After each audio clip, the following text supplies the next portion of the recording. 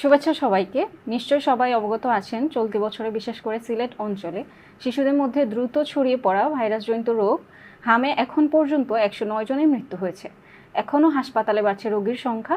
দর্শক সবাইকে স্বাগত জানাচ্ছি দ্য সিলেটের সাপ্তাহিক স্বাস্থ্য বিষয়ক আয়োজন স্বাস্থ্য দিশা।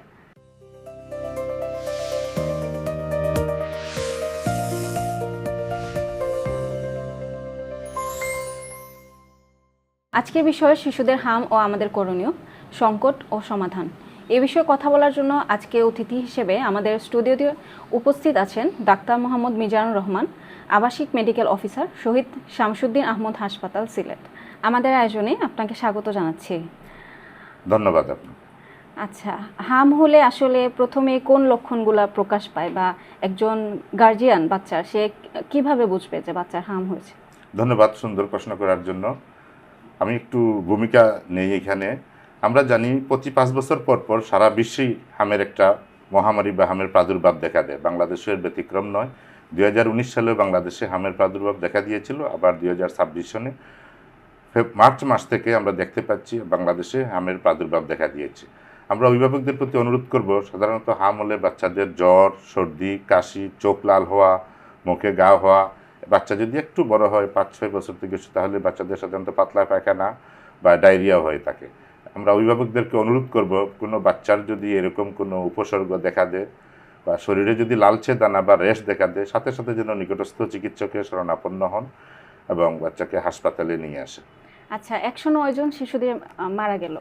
ওদের মারা যাওয়ার প্রধান কারণটা কি ছিল আসলে? আমরা বলবো মারা যাওয়ার প্রধান কারণ এখনো আমরা দেখতে পাচ্ছি যেসব বাচ্চারা আমাদের হাসপাতালে ভর্তি হচ্ছেন বা যেসব বাচ্চারা মারা যাচ্ছেন, তারা আসলে হামের যে টিকা, সেই টিকাটি আসলে পায়নি। তারা দুঃখজনকভাবে হলেও সত্যি তারা টিকাটি পায়নি। আর কিছু বাচ্চা আছে যাদের বয়স আসলে 9 মাস বা 6 মাসের কম, তাদের আসলে টিকা দেওয়ার বয়সই হয়নি। সেরকমও বেশ কয়েকজন বাচ্চা মারা গিয়েছেন। এজন্য আমরা অভিভাবকদের কাছে অনুরোধ করব, সারা দেশে কিন্তু রুটিন ইপিআই টিকাদান কেন্দ্রের মাধ্যমে হামের টিকা প্রদান করা হচ্ছে।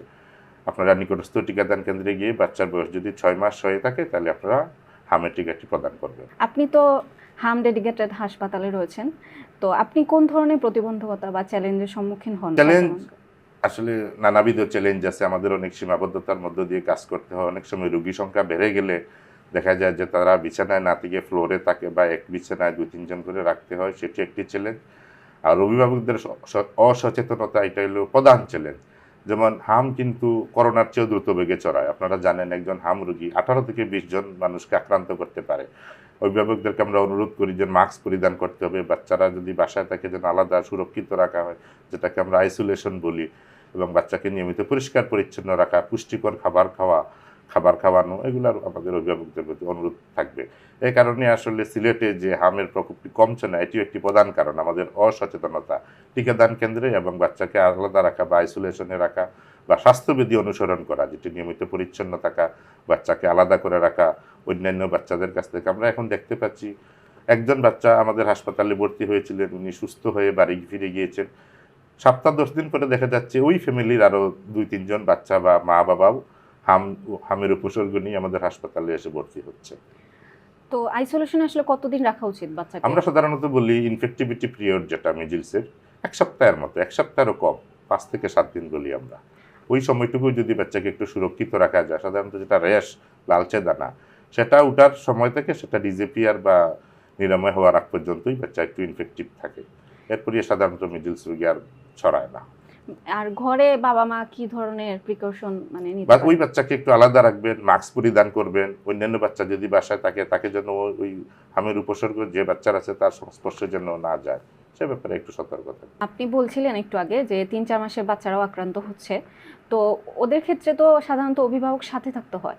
তখন অভিভাবকের কি ধরনের আসলে তার জন্য নিজেকে রক্ষা করার জন্য প্রিকশন নেওয়া উচিত আপনার মনে হয়? আপনি খুব একটি সুন্দর প্রশ্ন করছেন। আমরা দেখতে পাচ্ছি কিছু কিছু বাচ্চা মারা যাচ্ছে, তাদের বয়স আসলে 6 মাসেরও কম।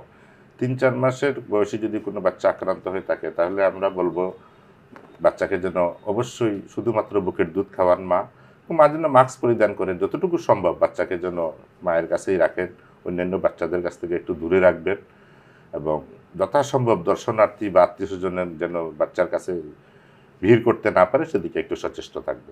বিভিন্ন নিউজ পেপারে উঠে আসছে যে বড়রাও আক্রান্ত হচ্ছেন, ওইটাকে আপনারা কিভাবে দেখছেন আসলে? এই যে বললাম যে মিজিলস দ্রুত বেগে ছড়ায়, করোনার চেয়েও সংক্রামক বেশি, এজন্য বড়রাও আক্রান্ত হচ্ছে। এ থেকে আমরা দেখতে পাচ্ছি বড়দের যারা আক্রান্ত হচ্ছেন তাদের বিষয়ে একটি বিষয় প্রণিধানযোগ্য, যাদের ভ্যাকসিন দেওয়া, বিশেষ করে মিজেলসের ভ্যাকসিন দেওয়া, তারা কিন্তু দ্রুতই সুস্থ হয়ে বাড়ি ফিরে যান, 2 থেকে 3 দিনের মধ্যেই সুস্থ হয়ে বাড়ি ফিরে যাচ্ছে। আর যাদের ভ্যাকসিন দেওয়া নাই তারা সুস্থ হতে একটু সময় লাগছে, 7 থেকে 8 দিন সময় লাগে। তাদের সাধারণত ডায়রিয়াটা একটু বেশি থাকে, অনেক সময় ব্রেইনেও মিজেলস আক্রান্ত করে, তাদেরকে আমরা এনকেফালাইটিস বলি। এক্ষেত্রে প্রচণ্ড মাত্রায় জ্বর থাকে, রোগী অনেক সময় অজ্ঞান হয়ে যায়, এরকম পেশেন্ট আমরা পাচ্ছি, তারা সুস্থ হয়ে বাড়ি যাচ্ছে। এ পর্যন্ত আমাদের হাসপাতালে একজন প্রাপ্তবয়স্ক রোগী মারা গিয়েছে।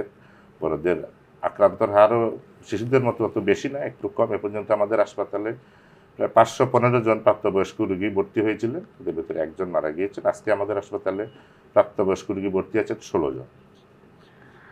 প্রাপ্তবয়স্কদের জন্য আইসিইউ এবং বাচ্চাদের জন্য আপনাদের মানে এনআইসিইউ সুবিধাটা কিরকম? আপনারা জানেন আমাদের হাসপাতালে 14 শয্যা বিশিষ্ট মিডলস ডেজিগনেটেড আইসিইউ বিদ্যমান। এখানে আজকেও একজন প্রাপ্তবয়স্ক রোগী আইসিইউতে ভর্তি আছেন, এবং বাচ্চারা তো আসেনি, বাকি 13 জন বাচ্চারা ভর্তি আছেন।